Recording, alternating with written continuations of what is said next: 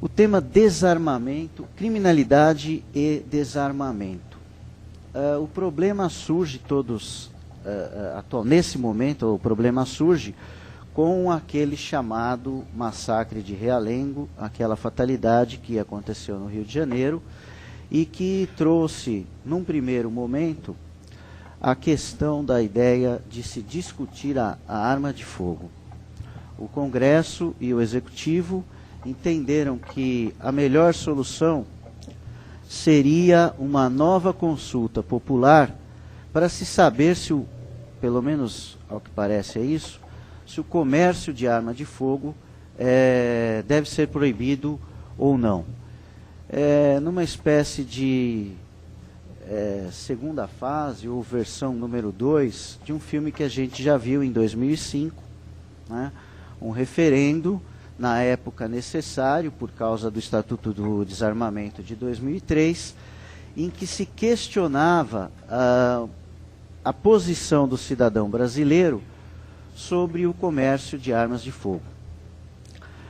O referendo foi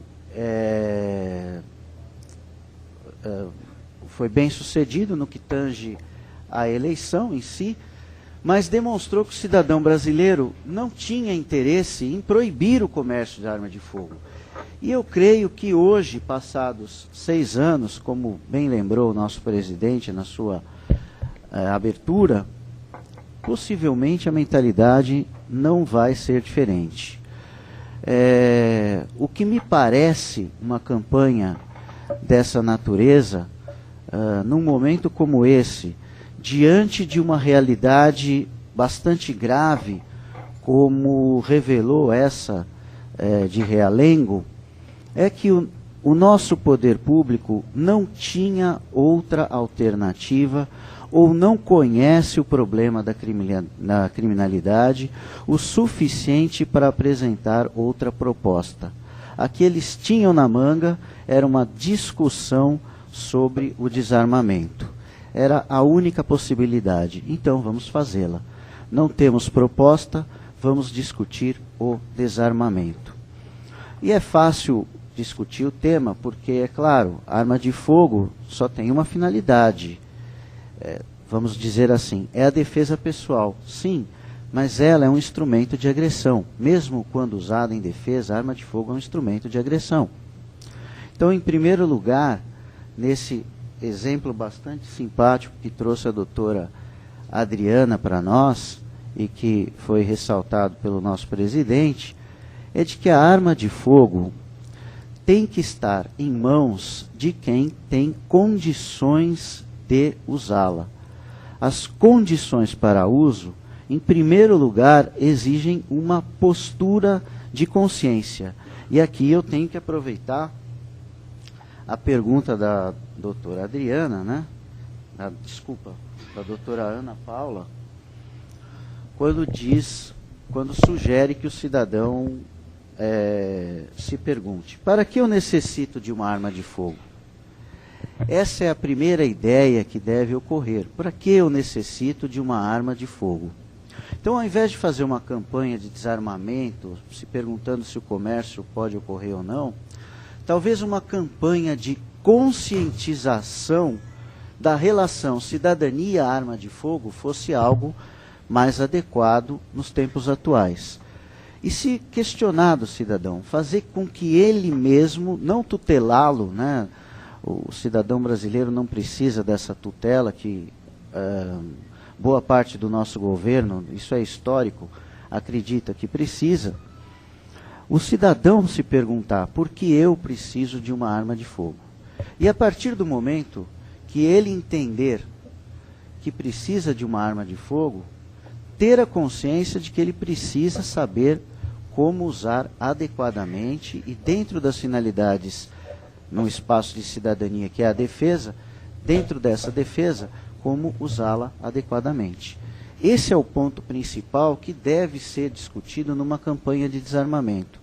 Por isso é válida as ideias de entregarem as armas de fogo, principalmente nesses exemplos que foram já trazidos, de que alguém receba uma arma em herança, de que alguém tenha uma arma em casa e não sabe o que fazer com ela. Isso é extremamente válido. Isso é fundamental, aliás. Porque quem tem uma arma, não sabe nem bem por que recebeu essa arma, não deve ficar com ela. Não há necessidade de tê-la. O problema, sim, e aqui é importante ressaltar que a minha exposição tem que, essa participação inicial, tem que aproveitar os pontos de reflexão da doutora Ana Paula. Não há como não fazê-lo pelo brilhantismo da sua exposição. E a questão que ela coloca é a ideia de insegurança. Sim, nós vivemos um momento de segurança, mas creio eu que na história da humanidade as armas sempre estiveram presentes com os seres humanos. É uma relação constante. Do século XIV, na civilização ocidental, no século XIV para cá, é que nós passamos a ter esse questionamento das armas de fogo. A insegurança é um ponto, sim, que reflete a questão das armas de fogo. Mas no momento em que nós vivemos na nossa sociedade, chamada pós-moderna, chamada sociedade de mercado, sociedade globalizada, será que essa questão se resolve só com a pergunta sobre a insegurança? Não haverá, por trás disso, uma, entre aspas, intenção de mercado no giro dessas armas de fogo? Não haverá uma outra atividade, não de um Estado paralelo, também não concordo com a existência do Estado paralelo, mas uma atividade de mercado, entre aspas, paralela, que tem interesse na arma de fogo, e mais do que isso, que tem interesse, que tem como mercadoria a própria criminalidade? Hoje a tecnologia está ao nosso lado, não preciso nem citar exemplos. Ninguém aqui hoje consegue ficar sem o celular. Mas nós pensamos numa sociedade de alta tecnologia, mas pensamos que esses aparelhos servem apenas para nos auxiliar. A tecnologia vai estar em todos os lugares. Aqueles que costumam ler sobre armas de fogo vão verificar que elas também se modificaram, que elas também estão numa geração diferente. As armas de fogo também fazem parte da nossa sociedade de mercado. É por isso que nós não devemos somente pensar de maneira distanciada entre supostas causas isoladas e a relação de mercado que existe por trás disso. Possivelmente, o grande problema da criminalidade hoje, creio que todos vão concordar comigo, é o tráfico de entorpecentes. O entorpecente é uma mercadoria e o traficante é o criminoso menos violento que existe. Embora não há violência no crime de tráfico. Mas é o crime que, no seu resultado, provoca na sua prática, provoca resultados os mais lesivos possíveis. Toda essa perspectiva, quando se vai falar em desarmamento, em arma de fogo, precisa ser analisada conjuntamente. Esse é um dos pontos que eu creio que eu gostaria de trazer para a reflexão dos senhores. Nós vivemos numa sociedade de mercado e os padrões da criminalidade hoje respondem, se alteram e se constroem também em face dessa sociedade de mercado. Então aí nós vamos para a pergunta do nosso debate. A modificação da lei resolve? A resposta é não. Principalmente nos moldes em que está sendo tratada pela mídia, com essa publicidade que se tem feito, de simplesmente se colocar penas mais severas. A primeira resposta é sempre essa: penas mais severas, né? Aí cabe o questionamento: será que penas mais severas resolvem a questão? Qual a função da sanção penal hoje, já que nós estamos falando da sociedade de mercado, da sociedade globalizada? Qual a função da sanção penal hoje na sociedade globalizada? Será que ela tinha a mesma função do século XVIII, quando surgiu o humanismo penal, e decidiu limitar as penas, ou pelo menos criar um mecanismo de proporcionalidade entre a conduta e as penas, será que é legítimo hoje para nós pensarmos do mesmo modo como pensaram aqueles que nos antecederam no meio do século XVIII, no começo do século XIX e durante todo o século XX? Em pleno século XXI, na sociedade de mercado, a pena mais severa resolve o problema da criminalidade? Aumentar a quantidade de pena dentro do Estatuto do Desarmamento vai resolver o problema das armas de fogo? Parece que não. A questão vai deitando raízes cada vez mais profundas e a gente verifica que nós só podemos trabalhar a criminalidade dentro de um plano complexo, como o próprio problema sugere que seja. Para isso, nós precisamos dividir esse problema da criminalidade em pelo menos 5 sistemas de abordagem. Então, a questão legislativa é o primeiro deles.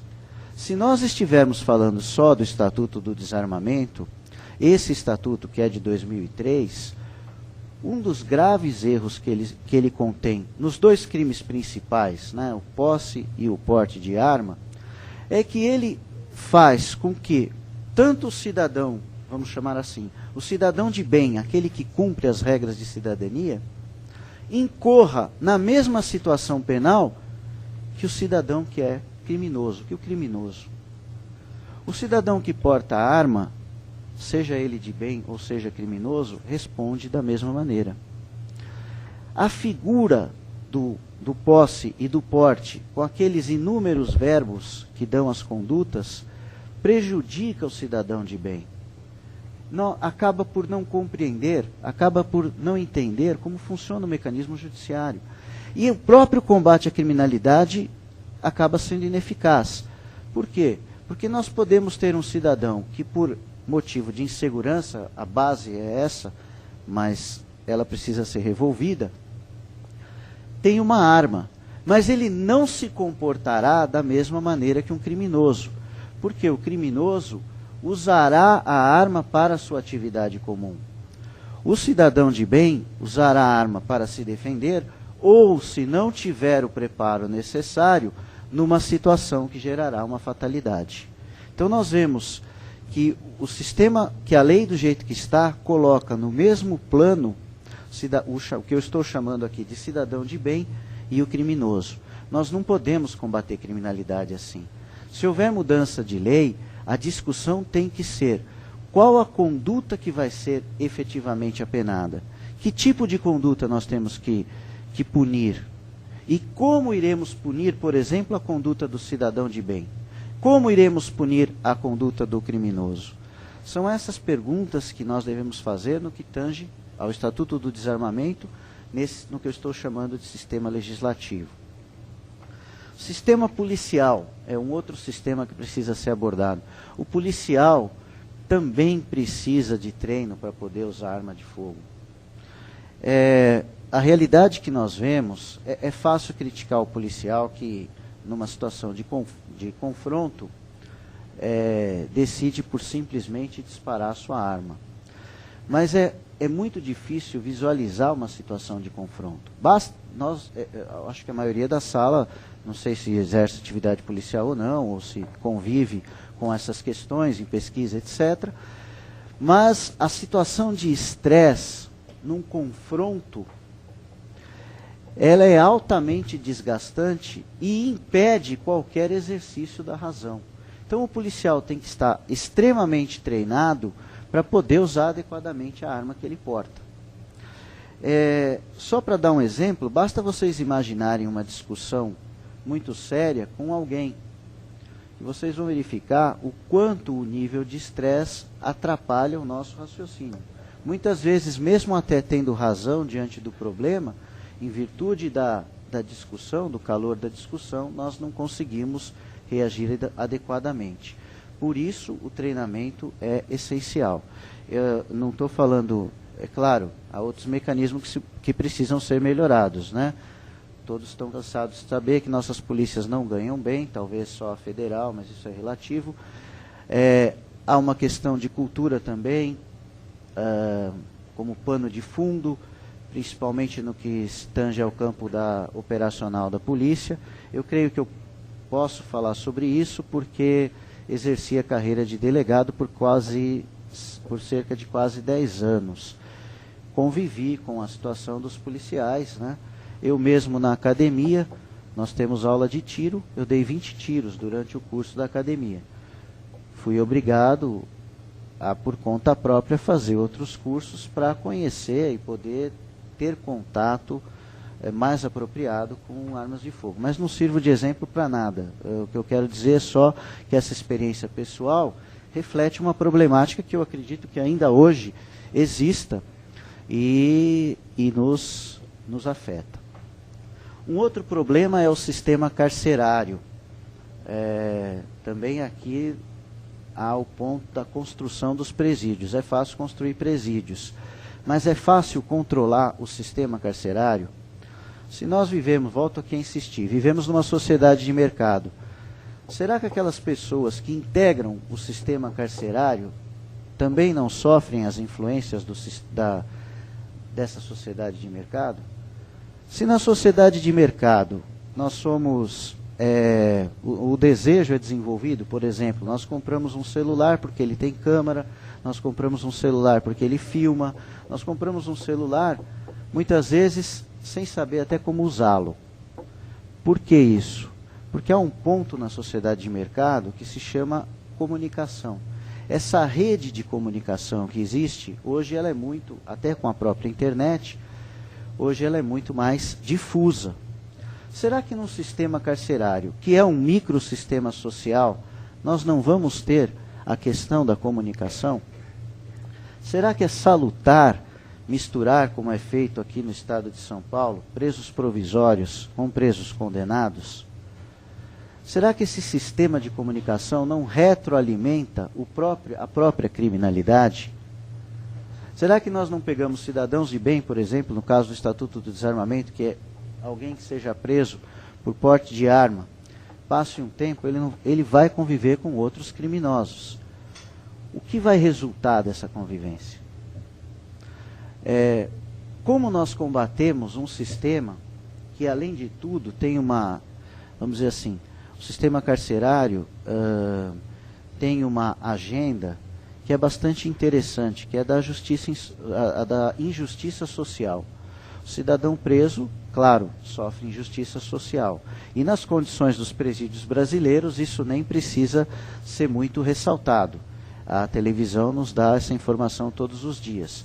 Então, mediante uma bandeira, a defesa dos direitos do preso, os próprios interesses da sociedade de mercado, essa sociedade criminal de mercado, que eu estou chamando, a criminalidade de mercado, pode jogar mecanismos de comunicação que vão fazer com que se fortaleçam esses laços que vão gerar uma cultura de criminalidade depois. Então, esse é um aspecto que também precisa ser ressaltado. Um outro aspecto, o sistema judicial. Nós, operadores do direito, qual é o nosso papel? Não importa a carreira que nós tenhamos abraçado. Qual é o papel do operador do direito, principalmente na sua atividade principal, que é o trabalho com a legislação? Será que nós devemos ter uma postura passiva da lei dar a regra e nós cumprimos a regra em sua literalidade? Como numa sociedade moderna, de mercado, de comunicação globalizada, em que se fala marketing, branding e todos os outros mecanismos de construção de pensamento e cultura, como nós, operadores, devemos trabalhar com a lei? Será que o modelo hermenêutico que a gente segue, aquele tradicional de ler a lei, a gramática, a história, o sistema, a lógica, funciona ainda hoje? Ou nós devemos ter uma outra postura? Como que o mesmo texto legal pode chegar a dar duas posições diferentes e todos aceitarem essa posição, todos aceitarem essa dicotomia, sem se questionar efetivamente qual a posição mais adequada? Pelo texto da lei, tudo é possível. Mas será que é só a literalidade da lei que autoriza o nosso trabalho de operador do direito? Será que quando nós criticamos o judiciário, a par dos problemas que todos nós enfrentamos, claro, dificuldade de recursos, excesso de processos, etc., nossa parte, nós não estamos trabalhando com a lei de uma forma deficiente? Essa é a pergunta que eu faço. E, finalmente, o sistema social. Muitas das soluções da criminalidade vêm com aquela resposta pronta. A educação resolve a criminalidade. Sim, mas que tipo de educação?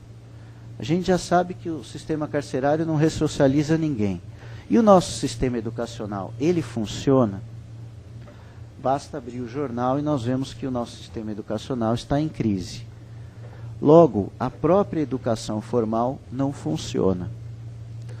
E nós vemos isso nos exemplos de casa. É muito mais fácil colocar o filho para ler, por exemplo, Harry Potter, do que ler o que os professores chamam de clássicos na escola. Será que isso também não tem uma influência da sociedade de mercado?